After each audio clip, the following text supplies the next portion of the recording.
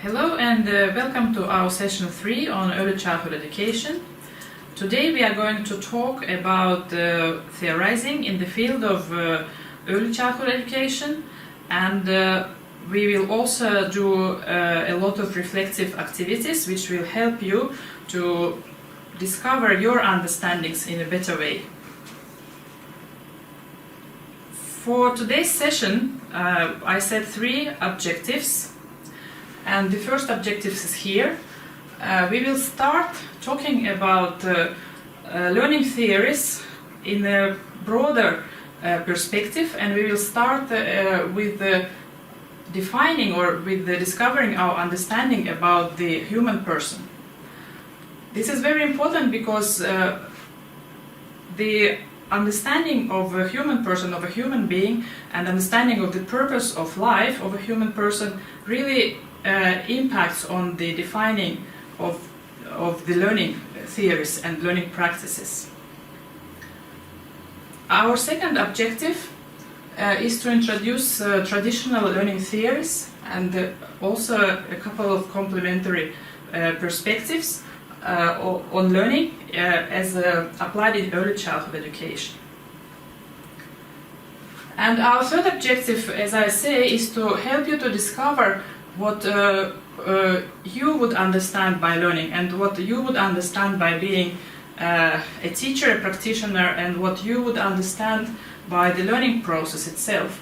So today we are going to have several reflexive exercises, and I would like to ask you to take it so that whenever we have our exercise on reflection or reflection activity, you would stop the video and you would take a piece of paper and you would do your reflection on the paper, and then you could switch to the next video once you are finished with your reflection. This is very important because this is for you to help you to build a more consistent picture of understanding of theorizing in the field of early childhood education. So let's have a quick review of our session 2. In order we keep in mind all the points that we have discussed so far. So last time we discussed individual characteristics of a child and how individual characteristics actually impact and affect the learning process of each particular child. We talk about temperamental characteristics, about personal characteristics, about gender, and also about various learning needs. We then discussed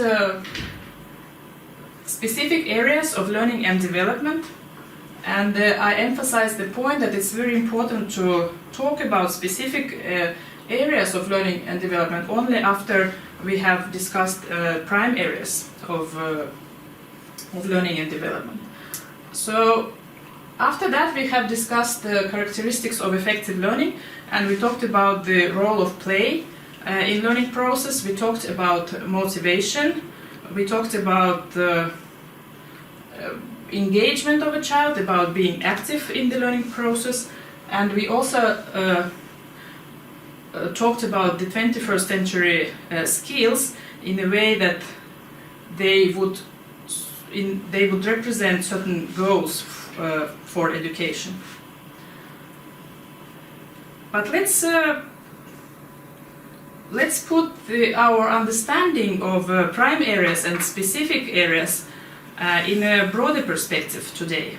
So I suggest that we start with a look at the model,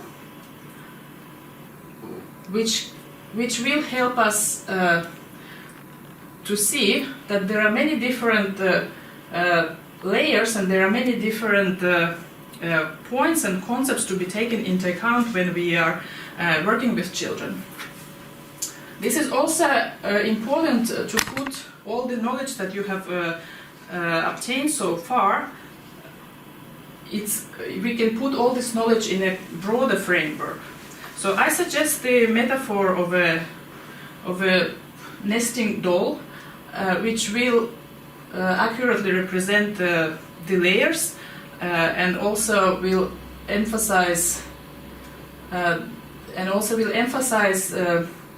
how we could think about actually child's growth in development from the direction of how we define a human person in the first place, and how we define educational learning theories then, and in the end how we design our educational practices.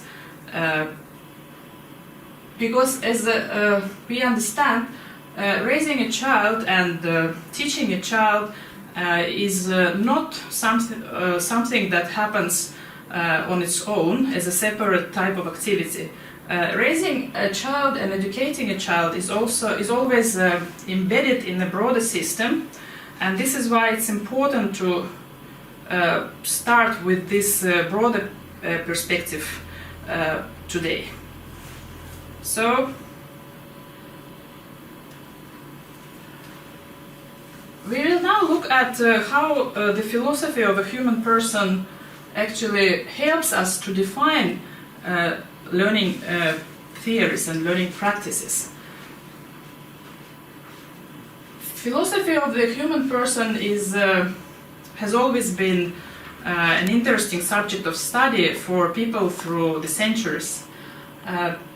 Why it's important? It's because philosophy of the human being defines how we think about the life, how we think about the individual, how we think about his thoughts or his ideas or his instincts or his abilities or his emotions, his multi-dimensional life. And of course, through the history, the concept of the human being has been defined in many different ways. When we discussed the child's growth and development in terms of prime areas and in terms of specific areas, we looked at the current status of thinking. We looked at the contemporary thinking, which is valid today. But it has not always been the case, and the humankind has gone through redefining the concept of a human person and redefining the concept of the purpose of life and therefore purpose of learning. So philosophy of the human person also helps us to understand how the person acquires knowledge and how the person